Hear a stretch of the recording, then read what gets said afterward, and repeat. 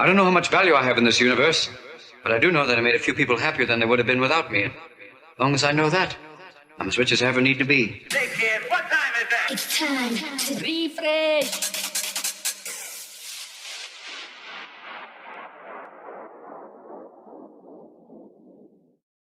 Back once again with another podcast. This is episode 82 of the It's Time to Refresh podcast. Today we've got returning guest and master of bounce. I'm sure you even called yourself that, one of your aliases, Bounce Master. Well, yeah, that's one of the songs. Oh, yeah, right, okay. Kenny Hayes. Even though Kenny was on quite early on, he's been massively pushed for to come back on, because after you were on, I didn't announce that you were coming on. I just sort of got together, done it, and there was a lot of people who've got a lot of questions. So I think today's going to be a lot of question-based stuff, if that's all right. Yeah. Fine. As I say, start with the question I ask everyone. What did you have for tea last night? Freezer tea. What did you have? Oh, like picky? Yeah, because we've got to clear the freezer for Christmas. So we thought, well, I'll have that. And we had, we had these like little steak Latises thing. Right. Oh, they were amazing. They're nice. See, this is a little exclusive here. We've got what's in Kenny's freezer. Yeah. Hardly anything now. Yeah. Do you do Christmas dinner? Yes. Okay, right. And does your missus rate it? Does she what? Rate it. Like, do you do a good one? Oh, well, actually, I don't do it on myself. I do it with her. Okay. Do the kids like it then? My kids are quite funny. They're 15 and 20, and vegetables don't play an important part in their lives. Sorry, I've got a 4-year-old who's the same. He said, I don't like vegetables. I was like, you eat broccoli? And he was like, is that a vegetable? I was like, yeah. He goes, I don't eat broccoli anymore. So just because it's labelled as that, do you know what I mean? He's been very picky lately. Last night I didn't have tea. It was We Are Bounce in Whitehaven, and it was a really good launch event in that area. It was really, really good, actually. Nice one for them coming up as well. We'll get straight into it, if that's okay. No problem. So we start with a question from the last guest, which was DJ Angel, who's actually also in Warrington. I was here last weekend as well. Hi Kenny, how many bounce tracks have you made in total, and which in your opinion is the best one? And that's from Jen, DJ Angel. That's quite hard, that, isn't it? So, since I started Rebound, my client base has increased so much that the productivity of how many tracks I do a year increases every year. Yeah. So I can see how busy you are just on the wall. Well, yeah. So last year alone, I made 450 tracks. This year's looking around about the same. So that's nearly 1,000 in 2 years, and I've made countless records in bounce for the last 30 years. Yeah. 20 years. 20 years it is, and so it's hard to narrow it down to one track. Do you find it, now that you do predominantly bounce more than anything, because obviously I know through the years, through following you, that you've had many different aliases and you've been part of many different projects, do you find it's very predominantly bounce music now that people come to for engineering? Oh yeah, definitely. My client, I think I've purposely put it that way, that bounce music is what Rebound's about, you know. So that's the main source of music I make at Rebound. Obviously I can make trance and I can make house and stuff like that, but it's a different discipline and it takes longer to do, because even though I have spent time making that music, bounce music I've absolutely been focused tunnel vision on. Isn't it? Yeah. So I can make a bounce track anywhere from an hour and a half to 3.5 hours. This is impressive, mate. Like I said to everyone when I hear that, I've done a track with Kenny and he took this, it's like, wow, I probably barely done the drums by that point. It is a discipline. Yeah. My other things that I love, like Chance Horizons, which is my chill out project, and my field and house sessions and stuff like that, I spend a lot of time on them because I need to. Also as well, you'll have a tuned ear to bounce, because you say the amount of sheer volume of music you're actually doing.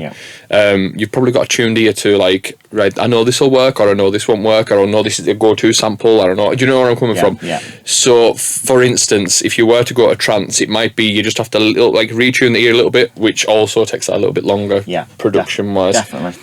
Go on and ask you a question. This is obviously just from me. Excluding bounce, how many tracks have you done in the last 2 years? Excluding bounce. Yeah, would you? Because obviously, I've made 2 Chance Horizons albums last year, and I've made 2 this year, but I've only released one of them. Yeah. And there's 14 tracks in each of those albums. It's 20 I'd say about 60, 70 tracks maybe, because I've done a lot Wow. of field and stuff. As a little side project, I don't even think I've done 70 tracks in the last 4 years. Do you know what I mean? I think because my work life and life in general is making music. Yeah.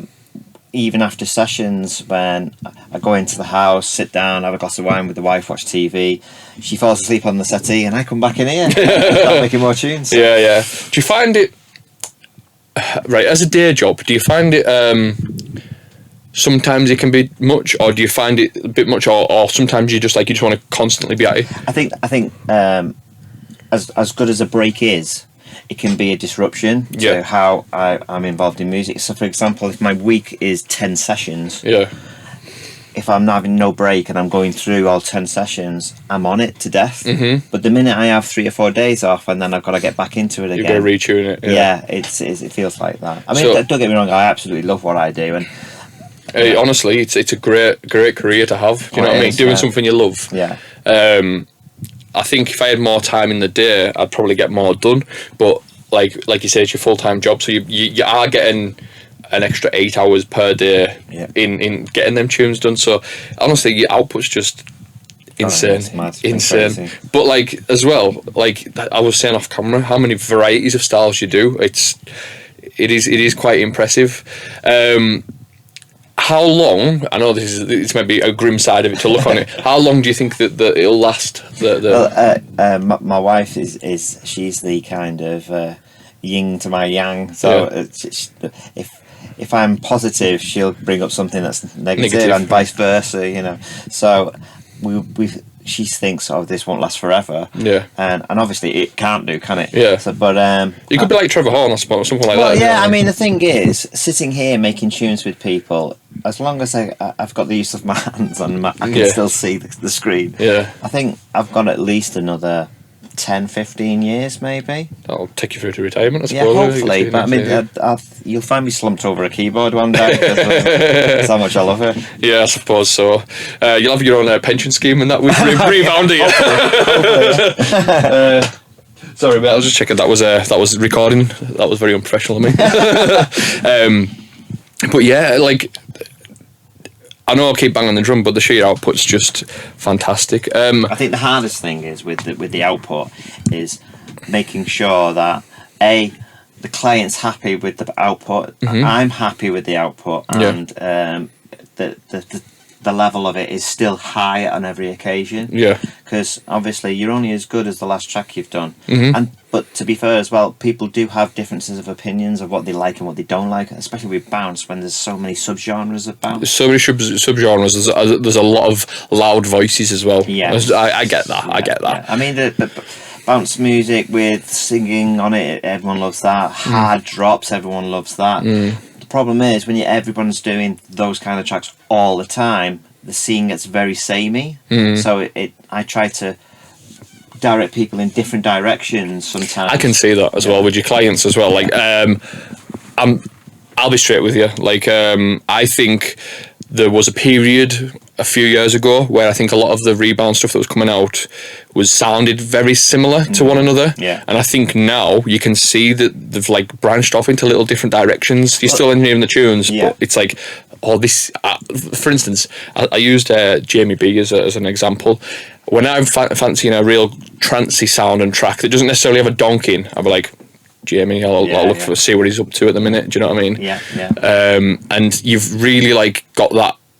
And for me, I think that's where you leveled up as a self-awareness and as an artist. Yeah. I think that's where you've really shone, and I think that's probably why you've got a lot busier as well, because there is I think making music for other people is a totally different discipline to making music yourself. Yeah. Because I've got to make something that my client wants. So if they say, I've got this as a reference, can you do this? And I'll listen to it and I'll have a go, Right, okay, oh yeah. And 9 times out of 10, I can do it, you know. So I think the good thing as well is, of course, is the misconception of that horrible word, ghost production, right? So initially when I first got into it, everyone had a go at my clients and me because I was a ghost producer, and it's like, oh, but Kenny's doing it all. That's what they used to say, right? Now I've got clients bringing their own drums, their own samples. Yeah. They're even making their own music in their own studios. Right. So they're coming here for like just lessons on how to fix. And it's like a final polish in that as well, like just to give it that little bit more. I get that. And that's a great thing, because the next generation of producers, you know, if some of them are coming out of here, that makes me feel really good. Right. I want to ask you a question, because obviously doing my research, like I say on every episode, I've seen that you did. Was it mixmasters.com? Yes. So on mixmasters.com you did introduction into bounce, yes, the thing, and it was you making a track and how you process a track, etc. That's right, yeah. etc. Would you ever do something for the likes of like is it Armada University or like that? Would you ever like, there is a few different ones. Yeah, if they wanted me to. I think about Mixmasters was they approached me because I worked on Cubase, and the fact that I was making hard dance music, so they didn't really have anybody to cover that. Yeah. So I said, oh, we'll do an intro to how to make intros on bounce, and how to do breakdowns on bounce, and how to do the kicking. Unfortunately, by the time I got to the kicking, they decided that the viewers were more into FL, Ableton, and Logic, and there was hardly any Cubase users, so they sacked it off then. Well, I don't use Cubase, but I watched it, and you don't necessarily need to, unless you're learning the basics for the first time, which there's free videos on the internet as well, where it's like an introduction to Cubase, and you would go on and you would write, this is how you load up a kick drum, etc. This is a technique in how to write bounce music, and I think it's all transversable onto different DAWs. I think I'd have done it differently as well now, to be fair, because I've absolutely immersed myself, as everyone knows, into plugins and production, mixing, mastering, and my knowledge of how to put all those things together now is like 20 times better than it used to be. I got called on how I did my chain on my productions because of the way I had arranged my plugins. Right. Because no one arranges their plugins like that.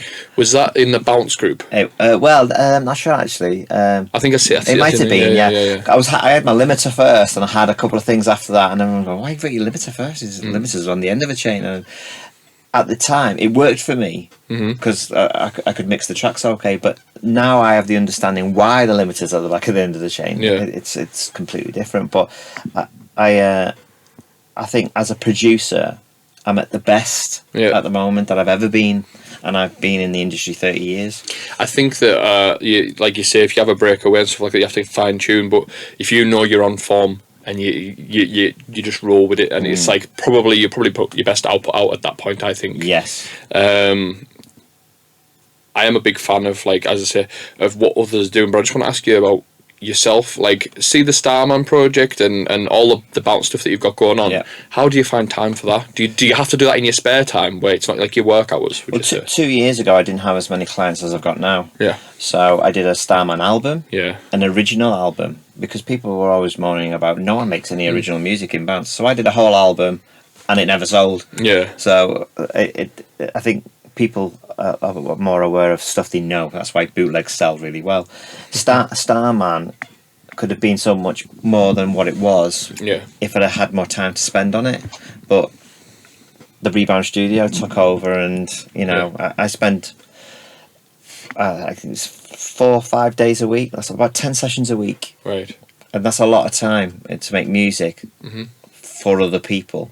And the weird thing is, the discipline I have with them is I don't want to let them down, so therefore I'm really on it. When I'm working on my own track, I might get halfway through and go, right, I'm just go in the living room for a brew or something like that, and break it up. Yeah. And that might be a mistake on my part. Like. Well, I suppose. But do you see when you're sitting there, and as you say, 10 sessions a week is a lot. Yeah. Do you think that, do you sit there like eager to get on your stuff? Do you know, like they might say something, you're like, you know what, if I was doing a Starman track right now, I've just got this amazing idea. Well, I am inspired by productions with people. So, for example, say I'm working with, say, Scott F, for example, he brings a track, I want to do this track today, so we listen to the track and we think, oh, it's got some great bits in that, and then we find these new sounds and stuff to go with it.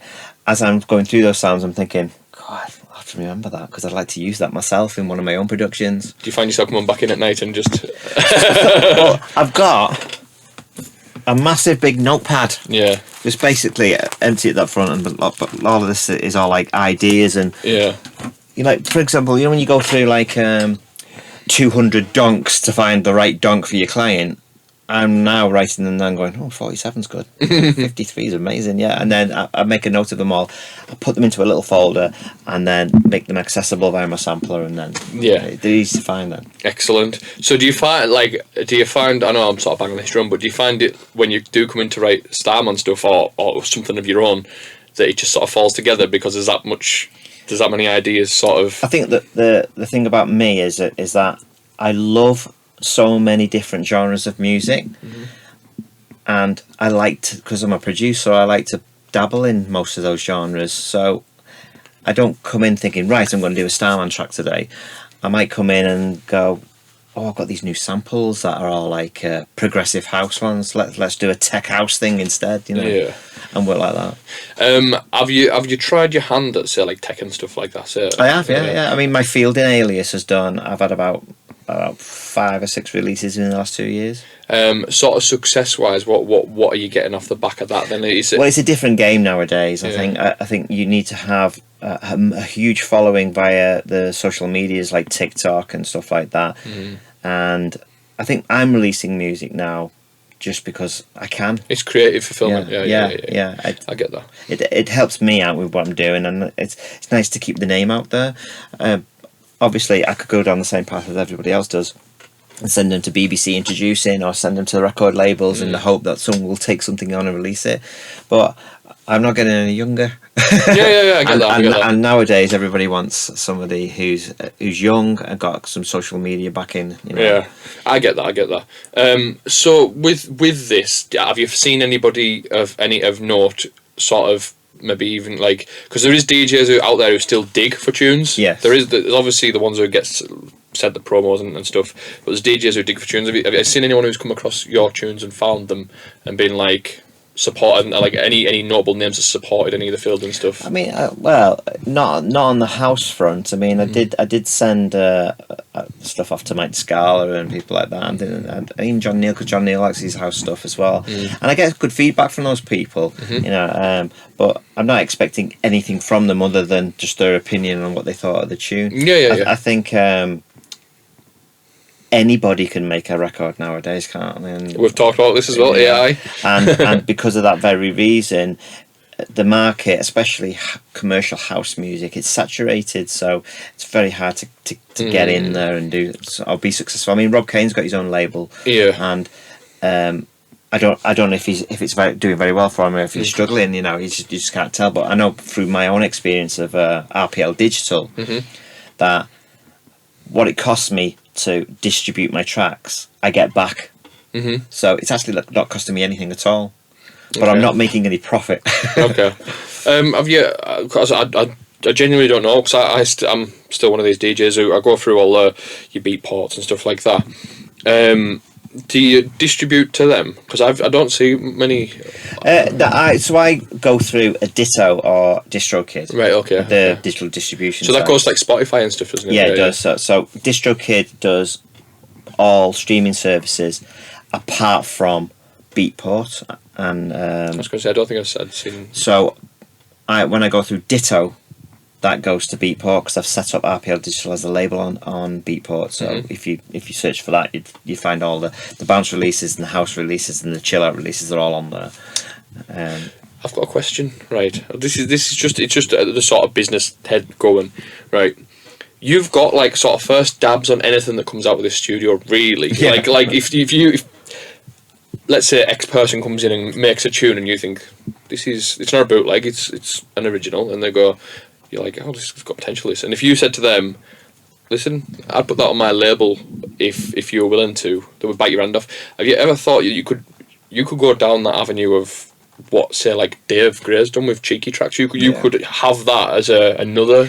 I think where Dave's concerned, you see, Cheeky Tracks was really already established even before he took over. Yeah. So it was already in the system. He's made it into another daddy, though. Yeah. And the thing is, I bet you any money he spends a lot of time doing that. Yeah, that's a whole different skill in itself. It's like you said about social media. There's no way I could do all of that and this as well. There's just not enough hours in the day. Sense. I think I'd done an original track this morning with Key Hughes. Yeah, and I've had some experiences with people who have gone on to have some success. So I've worked with Matt Connor, who's Initiate, and his track that he did here signed to Ministry of Sound and had a bit of success with that. And since then, he's left on and gone on to work with other people and had some success with the Joel Corey thing. And I think with original material now, I've decided that because I'm a writer as well as a producer, and I write all the music when it comes to making an original track with a client, that I have to be involved in some way. So, accredited writer. Yeah. Okay. And I'm co-artist depending on the project involved. So, for example, Key wanted me to do it as him and Starman. Okay, that's fun. So works fine, doesn't it? So we've done that today, and obviously where it goes after that will mainly be dependent on him because he's a paying client and he's paid for the track. So, but I mean, there's no harm in mentioning me when I'm making a tune. Or not mentioning me. That's the whole thing about Rebound, isn't it, really? You know? Yeah. I think if I ever got an inkling that somebody sent something from my label and I thought, oh, that sounds like Kenny's done that, I think I would message you and say, listen, I'm going to be releasing this. Do you want the credits on the release? Do you know what I mean? I wouldn't say, would you want Starman on it? Because if you've come to a deal with that artist, then that's fair enough. But even just for writing... I think what you got to remember is as DJ producers and producer DJs, we all have an element of ego involved in what we do, and sometimes, especially if the track's a banger, you might not want to mention me. You might want to take the credit, you know. And the thing is, you're paying for the credit, so I get that. That's fair enough. I can't really argue with that, you know, unless I change the rules. And I say, well, this is us, this is me and you together and doing this tune, and that. Because I find that when people put stuff on Spotify that they've recorded here, when it comes down to the credits on Spotify, they never credit me. Dave does because he knows the story. He knows I'm involved, but but in some ways it doesn't matter about the credit, you know. I mean, it does to me. like I go through Discogs, right, and I'm just like. I wanted to know who was producing this certain track. We'll talk about it off pod, but a certain track, and I was like, that sounds like somebody. It was house music, and I went and looked, and I was digging. I couldn't find anything. Went to Discogs, and then I was looking, and then it was like, and I looked at this one track in particular, and it was like it had like 6 different writers to it, and the person who I thought it was in there, and I was like, yeah, I thought so. Like it's just for my own. Yeah, I knew back in the day when we were all crate digging, looking for vinyl, and we owned vinyl. All the credits are on the sleeves, aren't they? And now... And you look for that a lot of the time as well. You do, yeah. I mean, even with albums, with CDs and stuff, all the credits are there. But you buy an MP3... It's just whatever's on that line. Or stream, that's it. Yeah. That's why remixers stopped calling mixes the Midnight Mix and started putting their own name in the credits so everyone knew they actually did it. Yeah, I get that. But it was off to a brilliant start there. I think it's answered a lot of questions that's in this, so I might have to skim over a couple of things that we talked about, if that's all right. Yeah. So I'll just go straight into some of the questions. What is your inspiration for producing music? And that's from Abby Baker. So with regards to not who it is, but what got you down this field of work? Well, my dad... was a very musical person. In fact, we come from his side of the family, very musical, and but we've got an opera singer in our family, and my dad loved classical music and he loved opera. We had a piano as a kid in the kitchen, and it's naturally going to it's go down. Naturally it's naturally in me to want. When I was at school and I started collecting records, I got an obsession with the 12-inch single and remixes. I just love the idea of, wow, they've made an 8-minute version out of that 3-minute version. How did they do that? Yeah. You know, so all I wanted to do when I left school was become a remixer, and you couldn't be a remixer back then though. Now you can. But back then I had to do a YTS, which was 10 months electronics, how to fix TVs and stuff like that, and 2 months in the studio. But 3 months into it, they sent me to a placement in Rushworth's Music House in Liverpool, which was a music store. They put me on the keyboard department with high tech. So I used to get in at 8:30 every morning, go in there, learn how to program a drum machine, learn how to use a sequencer and all stuff like that. Brilliant. So that's kind of fueled the obsession then. Excellent. And you obviously just fell down that route, haven't you, then, I think? Oh, yeah. I mean, the 90s, and being in a big music shop in Liverpool in the 90s, so you had loads of people coming in who were famous. Yeah. I think that you caught the remixer sort of era almost perfect. In fact, I would say perfectly, because now I think if a tune comes out, there's going to be like one mix or whatever. But back then, say you were doing a release for sale around the world, for instance, they would get this artist do a tune. So on there's that LMC versus U2, Take Me to the Clouds Above. Right, they would say, right, we need X amount of remixes, and they were paying remixers then to do it. Nowadays, it seems to be either you paying an engineer to remix a tune, or it's you're my mate, do you want to do a remix? Or do you know where I'm coming from? Yeah, I think you caught that era where you see the names like Ferry Corsten and like Armin van Buuren and people like that who were getting paid a fortune to do a remix. Yeah, that's true. That's true. So like I think that the remixer it's beforehand it was less prominent, and then it blew up, and then it started to plateau a bit now. I mean, remixes in the 80s and 90s were a big thing, weren't they? And then in 2000s, with the advent of EDM and funky house and that kind of stuff, there were still remixes, but not as many as there used to be. Yeah. And I because I worked for All Around the World, I did a lot of remixes in house for them, so I wasn't paid as much as somebody who would be externally done.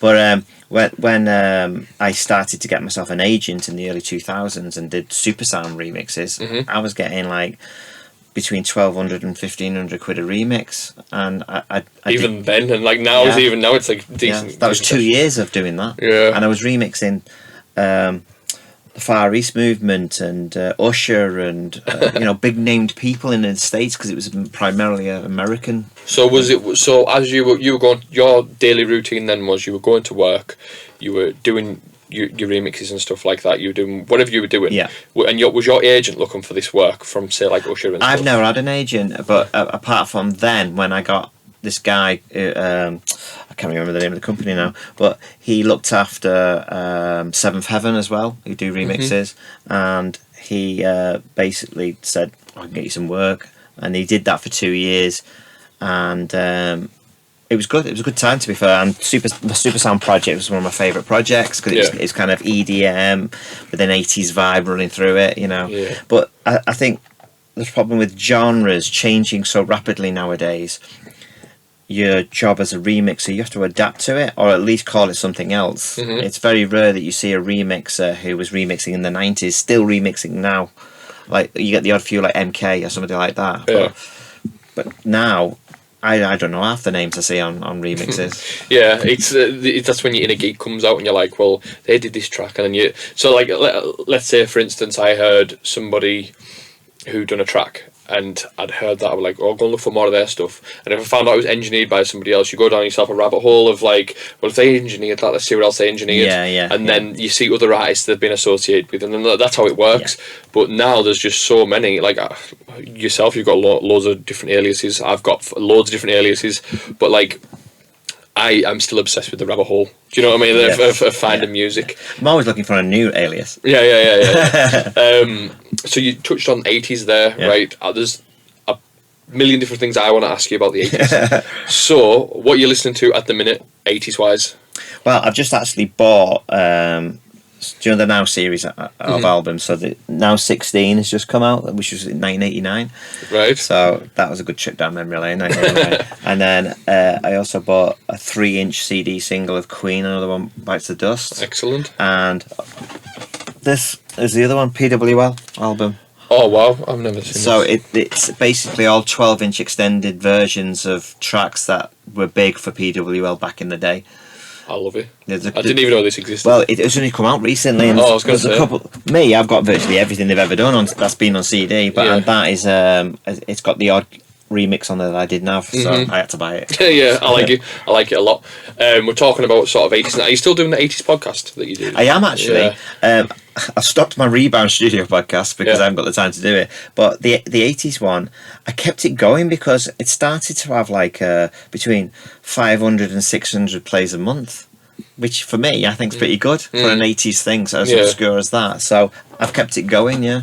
Do you find have you got a whole new audience with that as well? Like, if Well, it's weird because I do it and then I stick it up on Buzzsprout, right? And then they distribute it to like iTunes, podcasts, and various other places. I listen to it like, yeah, I'm a fan of it. I know it's on iTunes podcast because I've got the app with it on and I can see them coming up. But I've got a few friends who love it as well. And what I like to do is put some odd rarities that people would have probably never heard of. That's before. why I listen to it, because there's always stuff that I hear and I'm like, oh, I didn't even know that existed. It's easy to do a compilation with Aha and all the usual acts that you know, but there's loads of albums with the an obscure track on there that might be just like amazing. It might have been a bonus track or like a limited edition 12-inch at the time. Yeah, because a lot of the expanded releases they do now have extended versions and remixes on them, don't they?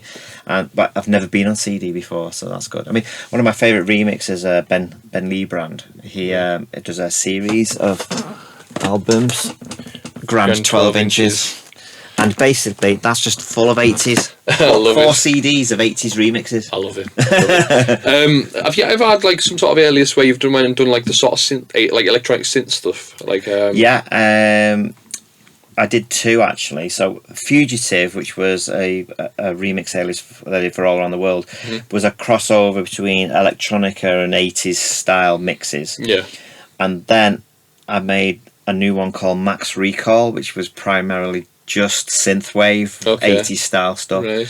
But again, the fads with me, I tend to like get into it for a bit and then I'm the same. I lose interest and move on to something else, Yeah, it's because you're such a creative person that it's like, right, well, I've been making sort of synth tunes for a little bit, or something hard came along and we'll do something sort of down that sort of route, or maybe for me it's like, or maybe a bit hardcore, or do you know, something along like that, some funky house. I've dabbled in drum and bass. I've dabbled in. Well, last time I came in, you were working on drum and bass too, remember? Yeah.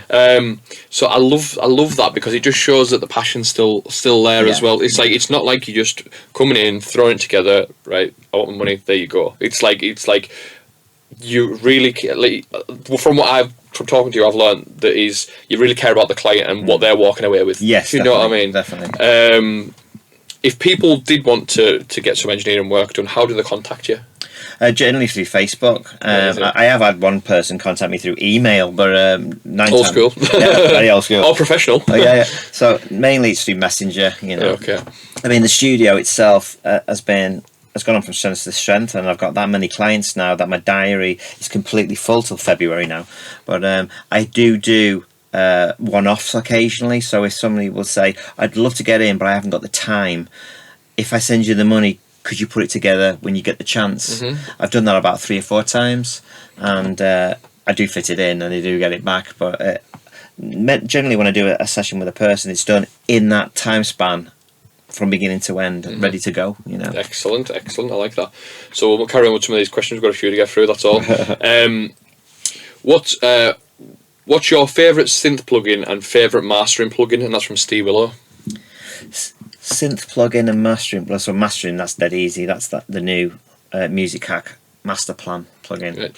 You posted that in that group, didn't you? Yeah, it's fantastic. It's like all the bits that you need just to add that finished touch to that. It does it. It's on offer, I think, for $87 at the moment, but it's normally. It won't be bad this time. Black Friday will be over. It's about 160 something normally, I think. Yeah. But a synth plugin, Spire is my go-to. Spire, okay, interesting. Even though I use Serum and I use Anna 2, I use Diva and obviously Contact and all the other sampling type ones. Spire has just got that vibe that I love, and I've got loads of packs for it as well, so that's even easier then. Yeah. My mastering choice would be, I don't have one because I don't master my own tunes. I'm not going to sit here and go, I think it's this, because I don't master my own tunes. I can to an extent. I use T-Rex, old version T-Rex, just because I know it, and And if it needs a quick master because I'm testing it in the club that night, I run it through that. If not, I use John Doe. There's my mastering my mastering chain. Well, the master plan sits on my stereo out bus, along with an SSL bus compressor, Pro Q3 with a streaky preset, and I've gone back to. I used to have a clipper, but now I've got a sausage fatter on the end. So. When we start making a tune, it's already sounding fat. Yeah, it's 70% there even before I put the first kick drum in. So by the end of it, what I have to do is very little to get it to the final stage. Excellent. I never even really thought of doing it like that. I suppose it is a way of doing it. I know you used to do it before I knew that, anyways. Because obviously when we wrote the tune together, you already had like the mastering chain on. Interesting. And my favourite synth plugin would be. I think that everyone's always got the favourite one. My golden child is Silent because I've had it for that long and I just sort of know it inside out. Yeah. But like more recently, I would say in the last 2 years, I think Serum's like one of this up and comer. Yes, This has got potential. I'm using Serum a lot more now than I used to. And Silent, that's my signature pad sound. That's what comes from that. So I'm still using that too. Excellent. I honestly, for whatever reason, sometimes I'll maybe open up Massive or Spire or something like that. And if I'm not getting the sound that I want, I just go back to my golden boy. Yeah, you know what I mean? It's exactly, isn't it? Yeah. I mean, sometimes I know it's a pain with me because I'm an obsessive when it comes to plugins, and I've got that many, but I find myself going back to the same ones. So I'll tell you something. I've been using I wouldn't use it for bounce music that much. I mean, there's an odd sound that works well, but I love the 80s sort of vibe. The Roland 106. Have you seen the plugin that they've got? Yeah.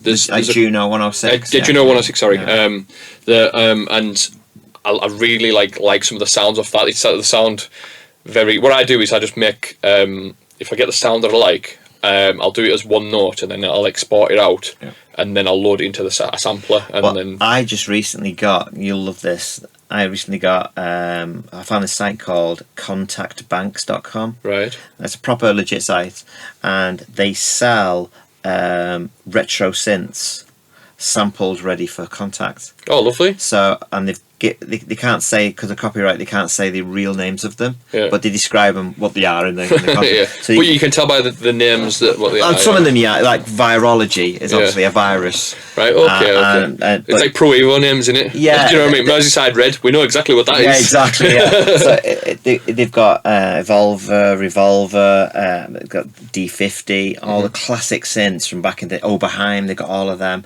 And the whole package was dead cheap, and I love my retro synths, so I just bought the lot. Excellent. That's one thing that from collecting records to producing them, that's one thing that sort of translated over with me before. Even now, I said before, it's still a thing. I still get records delivered all the time. If I can't get it on CD, I get it on record. If I get the CD single, I'll get the CD single. If I can get like the maxi where there's a little bonus one, little bonus mixes, I'll get that. I still get them delivered regularly. But that was my like sort of money drainer. That's where if like any expendable, it's just. To be fair, I don't buy that many CDs now. I used to buy. Look at the size of my collection; it's massive. But I think now I'm a bit more selective over what I purchase music wise. I'm buying nowhere near as much music. To be fair, I'm not buying as many DVDs or Blu-rays anymore now because everything's just available via streaming. There still is a lot of stuff, especially within our sort of scene and surrounding subgenres, that is not available on Spotify, or there might be a real crappy mix on YouTube, but I'm not ripping that off YouTube to use. That's true. My what little I've got left of my record collection is basically a lot of records that you can't get on CD. That's literally I only buy it on record if you can't get it on CD. So it went from that to then sample banks and stuff like that. So now any expendable, I'll be like, let's see what's kicking around at the minute, and I'll buy that, and you still find yourself spending the same amount of money because you don't have a record to show for it. You've just got all these little file types. I know. I mean, I've got hundreds of hard drives full to the brim of all kinds of music from the last 30 years. I bet there's some gold in there though. Oh, some, especially when it comes to parts and stuff. There's loads of them. I noticed some of the DATs there and stuff. So So I've been going through them all my old DATs. Is there anything that you forgot existed on like remix parts of this? I've not heard a remix of this. Not particularly. A friend of mine who lives in Newcastle, he's a DJ on a regular basis, and he's an obsessive when it comes to collecting parts. And he came down to visit me one day, and I had about 8 spools of CDs with parts on. He went, "Oh, you've got to let me rip all them." So I said, "You can only rip them if you send them all to me once you've ripped them." So that's what he did. That's a good deal. Yeah. I always find myself that I used to collect like sampler CDs. Do you know, like so it would have the latest of December 2000 on, for instance. Yeah. And on it, a lot of the times, used to put little sample banks, like of samples, kick drums, hats, loops, and stuff. Yeah. And I've got tons of them sitting there.